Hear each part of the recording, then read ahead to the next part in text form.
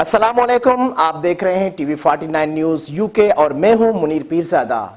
आइए आपको ले चलते हैं आज की खबर की जानिब। कसूर, राहजनी और चोरी की मुतअद्दिद वारदातों में मुलव्विस डकैत गैंग के 4 अरकान गिरफ्तार। थाना तहा शेखम पुलिस की डकैत गैंग के खिलाफ कामयाब कार्रवाई। आइए मजीद बता रहे हैं हमारे नुमाइंदे मियाँ खलील सिद्दीक आराइन। जी मियाँ खलील सिद्दीक, क्या तफसीलात हैं, आगाह कीजिएगा।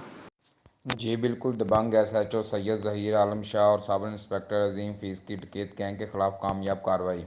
साजिद और साजू डकैत गैंग का सरगना 3 साथियों समेत गिरफ्तार। नकदी 3,50,000 रुपये, एक मोटरसाइकिल, मोबाइल फ़ोन, दीगर सामान और असला बरामद। मुलजमान में एक गैंग तश्कील दे रखा था जो शेखम और इसके मुल्हिका देहातों को जाने वाले रास्तों पर वारदातें करते थे।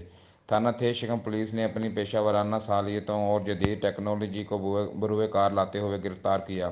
दौरान तफ्तीश मुलजमान ने राजधानी की 6 वारदातों का इंकशाफ किया। मजीद तफ्तीश जारी है। जी।